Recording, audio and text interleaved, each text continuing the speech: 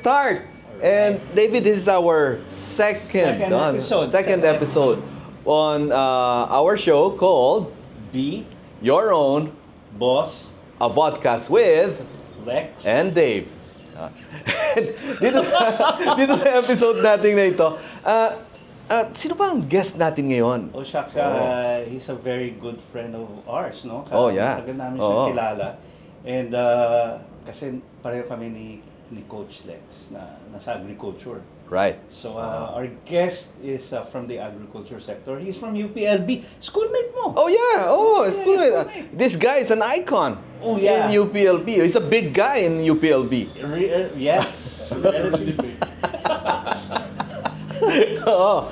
And ang daming pinagdaanan nitong tao to. Very interesting, very inspiring ang kanyang story. Yes. And that's why he's here. With diba? us, yeah. Oo, dito sa Be Your Own Boss podcast. So, pakilala na natin. Sige, pakilala natin. Why don't you be my guest to introduce our guest? In our second episode of Be Your Own Boss, we are now going to introduce to you a very good friend of ours. His name is Tony Cortez. Yay! Tony, welcome. Welcome to our podcast. Thank you. So Tony, ano ba pinagkakaabalahan mo ngayon? Well, I'm running the company right now, but still, importante is serving the farmers. Wow. Yeah, that's the theme or the motto of my company, helping farmers achieve better.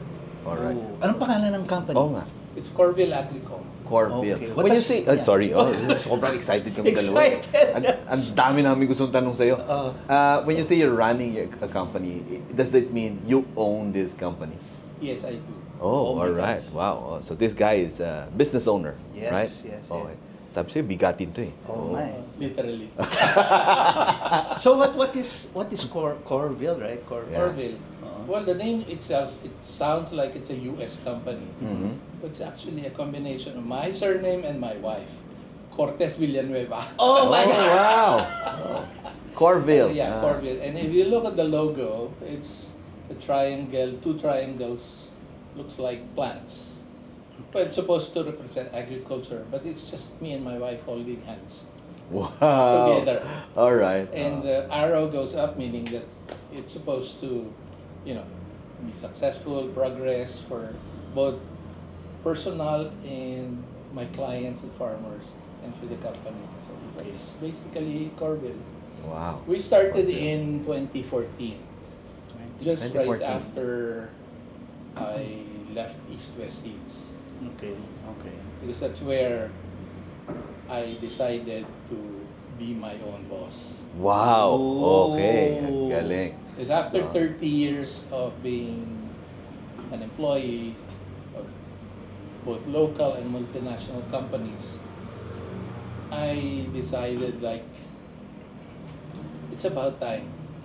Yeah. It's about time that I take on my own initiative Right. to start.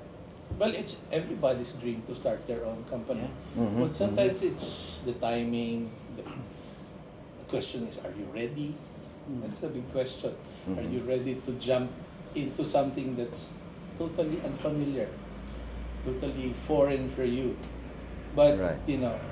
30 years of experience with the multinationals has prepared me for Wow. this. So, But it's still a leap of faith. mhm. Walang pinipili naman na edad eh. No? Wala. Walang Wala. pinipili. No age, no whatsoever. It's you. Yeah. It's Alright. it's Wow. you alone, and what you want to do in life after corporate. Right. So Right. Corville started 2014. 2014. Okay. Pero you ventured into trying to be your own boss even earlier because I remember this guy used to be the silly man. No? Man! Silly man. This is the silly man himself. I mean silly man because But wait, he's not the siliman yan, ha? silly man because he ventured into the business of farming. Yung sili. Right. Oo, right, di ba? right. But so you ventured into that before, di Actually, ba? after Syngenta, Uh-huh. I left to start farming business Well, it went on for about 2 years, 2.5 years, but it turned out that the business was good, but there's so many uncertainties when you deal with living organisms. Yeah. Okay. Whether it's livestock, whether it's plants, there's always this high risk of losing them to diseases, to Weather. to mismanagement. So those things are a bit difficult to control. Right. Oh. Right. Yeah. So after a series of failures, I decided I might as well go back to corporate life. Mm. Okay. And it seems that I'm not yet ready to venture on my own. So I went to different companies and eventually ended up with about 8 years with East West Seeds. That's where I got my full experience with farmers, with technology, with marketing and employee and customer relations building. That's where it all really Oh. started, Okay. getting this passion Uh-huh. helping farmers. I've seen how farmers are struggling Yeah. because I thought what is lacking in the way they grow their crops. Right. And I realized that it's not good seeds, it's not management, it's not technology. There are a lot of crop nutrition products in the market abroad that is not available here in the Right. Philippines. That's right. Our farmers are used to using only the granulars. Actually, even foliars are a bit foreign for them. And they did not realize, they haven't realized during the time how important it is to feed the crops directly through the leaves rather than through the roots. Okay. So I decided, sabi ko, since we started the farm ready business of East West, that's the seedlings. So now the farmers have all that they need, good planting materials, good fertilizers, but there's still something lacking. That's when I decided might as well do it by myself. Okay. Let me be the first one, if not the first one, at least somebody who's bringing in these good products from abroad and making it available, affordable to the farmers. So Tony, Okay. fertilizer pala tong Corville. Yes, Corville Right. focuses on crop nutrition, specialty Okay. crop nutrition. Mhm. Because we have had, for so many decades, we're already having those granulars. But granulars are just put on the soil and it's very limiting because you have to have water. Right. Right. But if there's like summer or drought or something like bad weather condition and you don't have water, so your granulars are useless. Right. So now, how do you rectify the problems of your plants as far as crop nutrition is concerned? Then you spray them. But the problem is the available products for foliar use are very limited in the Philippines. Yep. So that's when I decided to do my research Wow. Right. Oh. and okay. see how I can help these farmers close the gap, Right. as far as crop nutrition is concerned. Hindi nyo alam yun, no? Oh, hirap intindihin, no? Akala nyo sa Pero- ugat lang. Oo. Hindi. Pero sa Tony, dahon. how many years did it take you before mag-take off itong business na ito? Yeah. Well, when it started, even before 2014, I was already mulling the idea of starting my own business. Because, take note, there's nothing wrong with working with corporate. There's nothing wrong Yeah. with working with any company for that matter, whether it's Mm. local or international. But remember, if you want to move forward in life, of course, it entails advancement in finances, experience, and everything. Remember that if you're working for a company, you get good experience, but the limit of finance that or the compensation that you get is being dictated by the amount of salary that you receive every month. Right. It's good, like every 15th, every 30, oh, nandyan yan. But only up to that. Right. If you see you still have a potential to earn more, going into business is the key. Because that's where you put in your potential, put it into practice, act on it, and see how you can raise your, if you're earning like 100,000 a month, you can raise that to 1 million, to 10 million, to 1 billion. Okay. It's up to you. Oh, see, So it's the up to you. failure Oh. or the success of the business rests on your shoulder. Mhm. But it's not as simple as it sounds. Because you have got a lot of factors in the industry that you cannot control. Remember, like I said, you can only control yourself. Mhm. But it's how you react to the forces surrounding you that dictates or at least shows where your company will be going. Right. If you're lagging and you're not, just like what happened to several companies who did not go into digital. Oh, yeah. Mhm. Oo, You're tama. left behind Right. and they had to close. Yeah. So you have to be at tune with the times, Adaptive. adaptive, Right. and you have an open mind. That's one thing that we are always teaching our farmers, clients, Right. that you have to have an open mind because majority when we started, these farmers are close-minded, very traditional. No, ano na kami, Mhm. nakagawian na namin ito. Only to find out when they changed their mindset and adopted the new technologies, then they will say, pwede pa pala. Yeah. That's why the motto of Corville is helping farmers achieve better. Because Right. farmers are already professionals Mhm. in their own right. They're professionals and they have achieved so much with their current technology and knowledge. Right. But what we can do is we can inject additional technologies, additional inputs. Right. But most importantly, it's changing the mindset. Because it's the mindset that really dictates what they will do. You know, I like what you said, yung motto nyo, helping farmers achieve better. Kasi Better. sabi nga nila, even the best can still get better. Yes. Di ba? So kahit Yes. magaling ka ng farmer, pwede ka pang mas Every gumaling time I pa. talk to when I make presentations to the clients, the farmers, I always tell them, maganda na ho yung inyong Mhm. resulta. Maganda na yung ani nyo. Pataasin pa natin. Oh, That's galing. always the way I challenge them.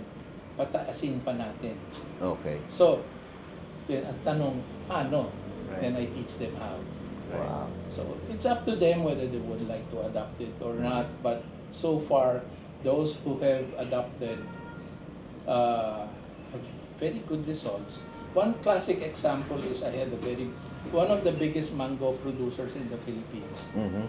He used to produce like maybe about 30 canes per Canes. tree. Per tree. Mhm. Yeah. on Ang every isang season. kaing, ilang kilo? It's about 20 kilos. 20 kilos. Yeah, 20 kilos. So I told him when I met him, please try this product. I left him with about 3 liters. Then I went home. He based in Ilocos. A month after, he called me up and told me, "Oh, can I order 50 boxes?" I was so shocked that in such short time sabi niya, nakita ko yung ganda ng Yung produkto resulta. na introduce mo. Wow. And I was able to raise his income, his harvest, from 30 to 45, then to 60 kaings per tree. Wow. Galing, no? So, Galing. it wasn't a hard sell. Aha. Actually, I spent so much amount of money giving out samples. Because they have to find out, they have to see by themselves. To see is to believe. Ganyan ang Mhm. pagsasaka. Yeah, that's the traditional thinking of farmers, to Yeah. see is to believe. Yeah. Mhm. But I'm really happy right now, but many of them already have opened their minds. And also that even without seeing firsthand, they believe you. Wow. Important also in being, starting your own business is actually that they can trust you, and your credibility is very important. Trust and credibility is very important. Wow. And it doesn't really, like, at first they need, because you used to believe, then you to give out samples. But eventually, the word of mouth between farmers will say that, oh, the product is from Corvette, and like that, good results. And what we've learned from based in Syngenta is, di ba, farmers believe kapwa farmers rather than farmers believing technicians. Yeah. Oh, tama, So, tama. But that's what I'm banking on. I may have spent on samples and trials, but that's how it is in the Right. industry, in the agriculture industry. You have to really show Oh. them. But eventually, showing 1 or 2 or 3 farmers will spread like wildfire once they get to talk to other farmers. And I've been Right. getting calls from all over asking, kayo po ba yung South Corville? Wow. Kasi sabi po ni ganon. So, big, Sige, okay. galing. No? You know, one of the things also that I do is I don't discriminate customers. Right. Whether they're buying 1 can or they're buying 1 liter. Yeah. Mhm. I entertain them. Right. As a matter of fact, there are times when I personally deliver 1 liter to the customer. Then they're asking me, why? Kayo po may-ari na, why are you coming? Sabi ko, one customer, I treat all customers the same. Whether you're 1 liter customer or you're a 1,000 liter customer. Wow. That's how you show them that you value them. Yes. Because one of the, like I read from, why do customers leave you? It's not because you have a bad product, not because of any other reason. It's the indifference that you give to your customers. They when it comes to you, they call you, you show them that they're not important. They will definitely leave you. So, who knows? Like I'm telling myself, a 1 liter customer might be just testing your product. The next would be 1,000 already. Okay. So those are the things that Wow. I see how important it is to be successful in business. But well, if you ask me, it's not just numbers with business. Mhm. It's relationship. It's a relationship and it's your character. Yeah. No. Your character. And Relationship and character. How you treat Yeah. people, how you treat your employees, and basically how you treat yourself. Maski na ng industry yan, di ba, Tony? Walang ano yan, walang Applies pinipili. to ano, Yeah. across industries. Across all Runs across industries. all industries. Yeah. Oh. It's really important your character, how you work with Right. people.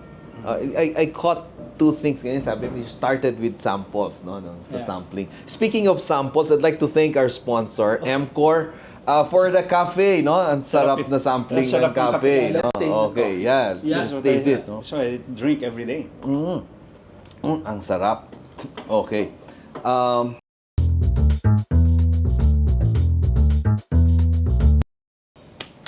Galing. Another question. Yeah. Another thing that caught me. Sabi mo, these are things that you did to be successful, no, in business. So right now, do you consider yourself a success? Yes, I do, but not yet at the pinnacle. Mm-hmm. Not yet. I still have a lot of learning to do. I still have a lot of things to achieve.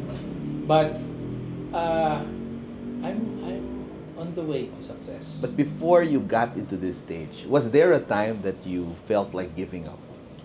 So many times, especially when the COVID pandemic hit, Yeah. it was really like I had to let go of my employees. I had to, let go of all those what we usually do. Yeah. You cannot go around. You cannot actually entertain and serve your customers. May mga checkpoints eh. Hindi lang checkpoints as in, nandun yung fear. Oo, na That's mga, the yeah. fear that you cannot go out. You Right. don't want to go out because You might get at sick. the end of the day, you might get sick and mahawa mo pa yung family mo. Right. Right. So I felt like I'm in a cage, but like they said, life must go on. And so we had to weather the storm, and it was surprisingly right after the pandemic, we had a how do you call this a very good year after when farmers started, and I was able to meet some new distributors. So sales picked up, and well, everything turned out to be peachy. Wow. But that's on the good side. There's on another side, do not expect your business to really perform the same every year. There's a lot of factors. Like last year, we had a little dip in sales. So that's what Tuloy-tuloy I- ata yung ulan, typhoons last Yeah, year. there are so many factors that you cannot control, and this affected the business. But like you said, were there times that I really wanted to quit. Yeah. Yes, that's a reality. Yeah. But what made you stick to the business? Number one is I have a family to support. Mm. That's the number one primary basic reason. So I couldn't Wow. quit. Ilan ba anak mo? Dalawa. Wow. College, ha? College? I married late, so my youngest is only 17 and my eldest is 21. So we're still both at school. Right, right. Whereas my batchmates, may mga apo na. So anyway, the important thing is what really drove me to continue Right. is nandun pa rin yung passion. Wow. Yun. Nandun yung passion. Why am I here? Why did I start this company? If I'm going to stop this, like parang ang feeling ko I'm turning my back on those farmers who need me, who Wow. need my products, my technology, and who have tasted success with using my product. Then all of a sudden mawawala ako. Kawawa naman sila. That's the So I deepest wanted why, to- no? Yeah, yeah, yeah. Tama ba? I really wanted to continue no matter what, whether it's small or big, but ayoko mawala because I know I can still help a lot of people. That's my passion, Wow. helping particularly farmers. And along the way, when you make successful farmers, damay-damay na yan. Families nila, yung mga businesses na nagre-rely sa kanila. So it's like, parang, in my own little way, it's my contribution to the industry. So Right, parang right. hindi, to keep it, moving forward. And hopefully in the next few years, to still improve on what I can offer. Ang lalim ng passion mo, no? It's all about helping Yeah. farmers. But on the lighter side, Tony, Yeah. yung passion naman for you sa family mo or for yourself, Yeah. what particular things makes you happy now? Considering you have your own business. Ano ba yung perks? Ano yung Perks of ng- being your own Yes. boss. Tama ba? Yun ang question. Okay. Yeah. Of course, we get to travel a lot with the family. Oh, wow. And I grew up from a family na hindi naman talaga sagana. Pareho kami. So, sometimes nga, alam mo, totoo lang, minsan nagtatampo ako nun sa parents ko pa. Yung ibang classmates ko may ganito, ako wala. Right, No? right. But only I realized when I grew up and became a dad that what they're giving, what they're offering, what they gave me was all that they could afford. Parang ganun ba? So I told myself, okay, if I'm going to be rich, rich, or at least have extra money, I would raise my children to be as disciplined as I was raised, Yeah. but with more perks. Wow. Sige nga daw yung mga Ano ang perks na yun? Ano ba yung mga perks na yun? Bagit yung mga... Para sa mga bagit yung bata. Well, I can easily buy what they want. Yeah. Wow. But it doesn't mean that just because they want it, I'm going to Yeah, give it. that's right. But they have to show that they deserve what they're asking for. Oh. Because in the end, you're not preparing the road for your children. You should not prepare the road for children. You should prepare your children for the road. Because the road is dangerous, the road is It's rough. It's going to be there's rough. a lot Yeah. of uncertainty. So it's the person, it's the children, it's my children that I prepare. with the Galing. help of my wife, mas magaling siya mag-training. Kasi minsan si daddy ini-spoil yung Oh, tama, Oo. tama. Yeah. parang ganun. But, you know, well, if you're asking the perks is you get to enjoy a lot of bonding together with family, locally, abroad, and you get to buy things that you like. But the perks that I have right now, Yeah, Yun, yeah, yun, yeah, yeah, yun, yeah, yun, yeah, yun. yeah. Oh, sige. I opened up a new hobby, and I'm collecting these Dragon Ball figures. Oh, this action figures. Yeah, the Dragon Ball figures, like Okay. they're not cheap, ah.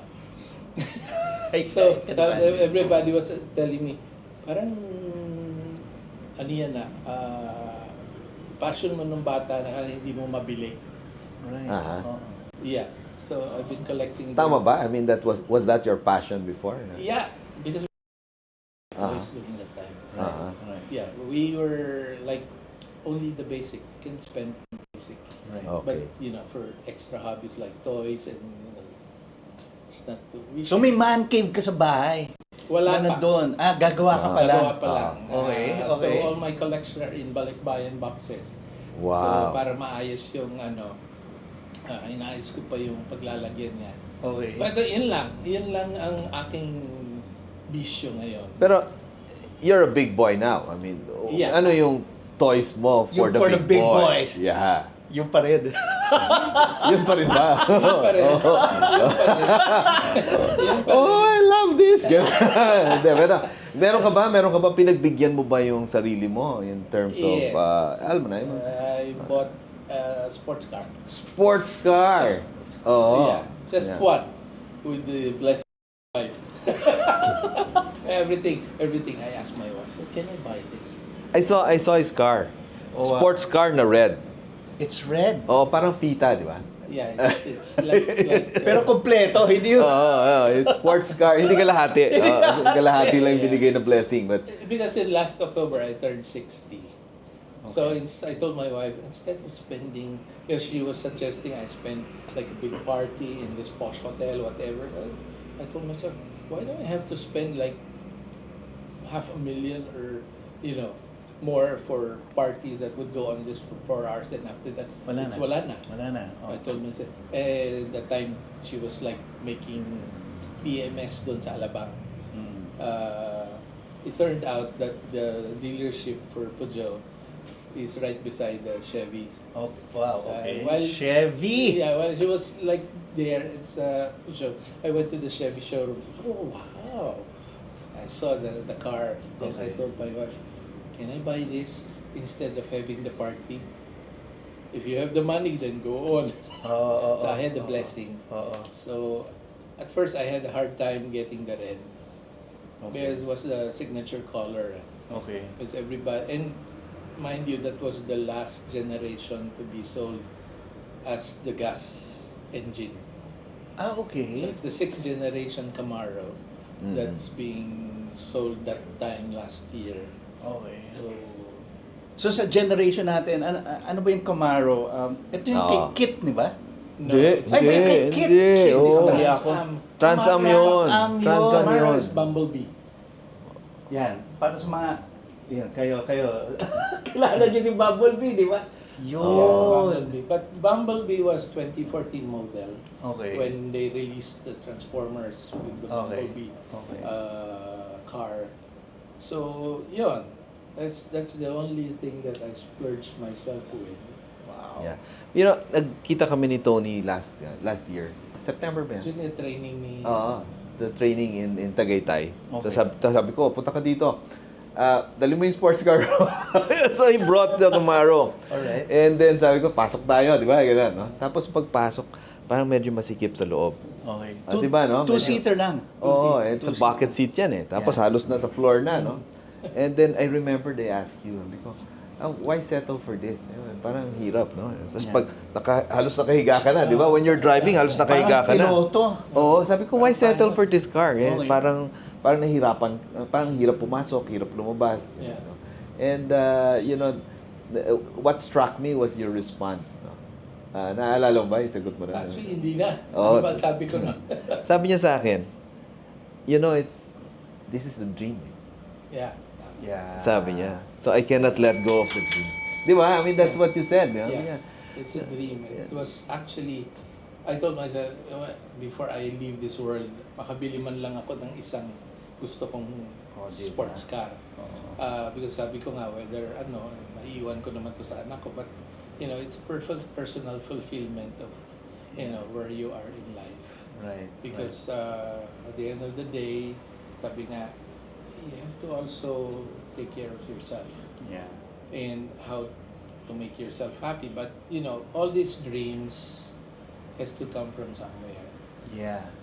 That's why being your own boss, starting your own business is a sure way of reaching those dreams earlier, when you can still enjoy That's these right. things. That's right. That's Because I right. was telling my wife, let's try to go out and travel while I can still walk distances. Because when we get so old, you can go abroad, but naka-wheelchair ka na. It's Yeah. you're not really enjoying, but what's important, we can still enjoy Yeah. this with the children. Right. So, being your boss, starting a business at an early age would be best. Right. I had to wait when I was 50 when I started. Because, yun yung akala ko dun pa lang ako prepared eh. Mm. But if you can start as early as 30, 35, the best. Yeah. Yeah. Because you can get to enjoy things more with your family if you Right. decide to marry and have kids. Yeah. Or at least you can enjoy these things while you still have the vigor, you have the energy, you have the drive, and you're physically still fit to enjoy the fruits of your labor. Yep. Because sometimes I hear from those retiring at age 60 na doon pa lang nila ma-enjoy with their nakuha nila from the retirement, which Yeah. is good also, no? Pero 60 ka na. Yeah. Ako sa totoo lang, I'm 60, I'm starting to feel the... Are you 60? I'm 60 already. Ah, parang hindi, no? Doesn't show. Oh, parang I'm 59 60 pa lang. already. One year. Oo. 59 and 8 months. Parang it's gano'n like, lang. It's like yung anak ko. Sabi sa lola niya, Lola, how old are you? I'm 80 na. No, you're 49. Why 49? Don't want you to go above 50 para hindi ka na mamatay kagad. So, my son was,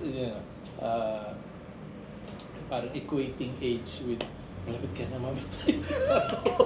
Dapat hindi ka. Kaya sabi niya, you'll be forever 49.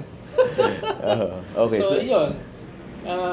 The earlier you can go into this, The better, right? The better. That's right. The That's better. right. Well, that's one of the things I was telling myself. I should have started this business 10, 20 years ago. But, sometimes it's not the right time. Yeah. Right. You have to be prepared. Okay. Really prepared. Emotionally, physically, Not just mentally, financially, pero tama ka eh. Everything. Everything. you have to be- Emotionally. Yeah. You can't just jump into a business Right. and say you're ready. No. Yeah. Because, So, yeah. Tony, sorry.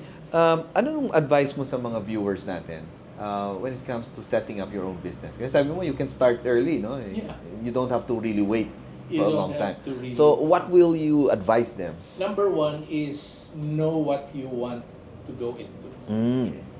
Knowledge is important. Okay. Learn you learn the tricks of the trade, learn the ropes. Mhm. Ano ang kailangan doon sa business mo. Alright. Kasi do a lot of research Research before muna, you jump research. in. Right. Know the pros, the cons, what is needed, how much do you need, and those things. But you also prepare yourself emotionally because not everything is peachy. Not everything's smooth. Yeah. You will have to go through bumps. And I need to remind you that if you go through failures, standing up and moving on is the right thing to do. Oh, Because yeah. if you hit rock bottom, there's only one way to go. You go Right. up. Yeah. Right. Yeah. So failures are part of business, part of life. Mhm. And I understand sometimes it's really difficult going through these failures. Right. Well, you can wallow in pity for about a day or two. That's human emotion. Yeah. But after that, dust yourself off, stand up, and move on. Yes. And the most important is because you have failures, it's not really totally a failure Right. because you learn something. Right. Now, if you repeat the same mistake again and again, that's called insanity. Doing the same thing again and again and expecting different results. Right. That's That's insanity. insanity, So- right. Go making mistakes is at first is okay, but if you make the same mistakes, it's already a choice. Yeah. Yeah. So you should learn. No? Right. Learn, then put things into action. Right. Put things into action. Put also. your knowledge, what you learned, and what you have experienced into action. But on the human side, you have to have that empathy. You have to have the heart of a good leader. Because what's important is how you take care of your people. Because if you take care of your people, people take care of your business. Yes, that's right. Even without your presence, your employees will work to Right. make your business a success. Definitely. Yeah. oo. But you have to never compromise on discipline. Yeah. Never compromise. And also important is good communication between you. I have experienced that with my bodega man. I sent a message to do this, and he did a different thing. So communication should be crystal clear, Right. especially for technical matters. Because one mistake, like in our case, like we're talking about products, I told him to pack this in this container. Turned out that he packed a different product in a different container. So you have to do not assume that your employees or the people you're talking to understand you 100%. So you have to make sure that you have to communicate very clearly what you want, what you need to have them to do. You Yeah. cannot assume comprehension. Yes, but another thing that you need to have in order to be successful is you have to be foresight. You have to have foresight. Where your business is going, what you need to do. So that's foresight, vision. no? Vision. Vision, that's right. You But know where to competition go. is always there, no matter where Hindi you mawawala go. yan. But before the thinking is, labanan ko yung competition ko. Take note, it's not the way to do right now. You collaborate with your competition, and you can create synergy. That's right. For all you know, your weak points could be answered by your competition, and their weak points could be Yours. catered by Yeah. your company. That's right. So you can merge like you two. Diba? You know, it's easier to work together with people rather than be in conflict with them. That's True. Oh, that's why we called Tony to be Yeah. part. We requested him to be part of this interview, no? Yeah, it's And very collaborate with him. Pero we're not competition. Pero sabi nga niya, di ba, it's easier to have like satisfied customers rather than angry customers, because angry customers will talk to 10 people and badmouth you. Yeah.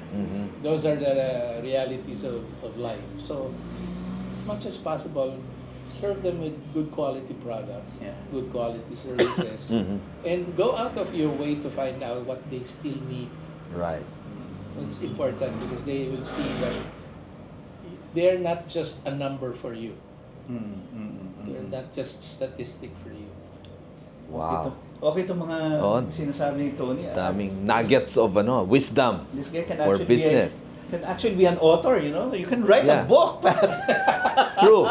Oh, so Wala ako ng talent yan. sabi mo lang yan. Sabi mo lang yun. Oo, sabi mo lang 'yon.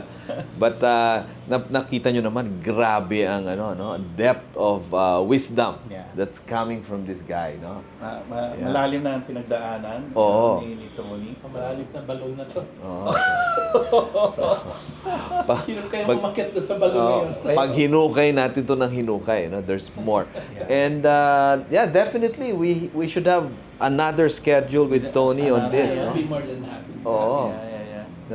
This time, doon naman tayo sa Camaro niya, no? Kasya ba tayo doon? Tatlo tayo sa Pwede loob si ng David Camaro. sa likod, siya maliit. Oo, yeah. Thank you, Tony. Happy New Year. So, yeah, no? So, I think that's a lot That's a lot that you said. Oo. And the importance of being your own boss. And True. yung passion niya is not just really about things that are yun for his family or for himself. His real passion is really helping farmers, which Right. is really cool because yun sumali ako sa industry natin. I didn't know what these farmers were doing. I just knew that they were there, they were planting, but actually malalim yung contribution nila sa society. And True. nakita ni Tony yun, and that he believes he can help them improve their way of life. You know, kaya natutuwa ako when kasama ko itong dalawang to eh. So I'm very happy that you shared that with us because it made me believe that there are people out there who truly cares. You know, Wow. it's not just us. Yeah. You know, but it's people like Tony. So again, Tony, thank you for joining Thank us. you for having me here. Yes, Yeah. Tony. Pleasure. Thank you. Sobrang, Nice seeing you too, both. Oo. Yeah. Ang galing. We should see each other More often. often. Oo, Over dapat. coffee. Oo. This coffee. Oh, dapat. Oh, minsan punta naman tayo doon sa Yeah. Sa Nuvali, di ba? Nuvali. Yeah. Oo. Kailan mo matatapos yung bahay? Sponsor ko yung lunch. Yun. Oh. Tapos na ba yung bahay? Hindi pa. Hindi pa. Kailan mo matatapos yung bahay? March, April pa. March, April. O sa March, April, imbitahan na natin sarili natin. Pwede. But you know, before we also end, maybe baka may audience tayo dito ng mga magsasaka or progressive farmers. Where do they reach out to you? How can they contact you? Actually, am I allowed to say the phone number? Yeah, sure. Sure. Well, Corville Agricom, you can call me directly. I would be happy to entertain you. My number is 0917-560-2264. Again, 0917-560-2264. Please call anytime. Wag lang after 12 o'clock. Tapos may website kayo.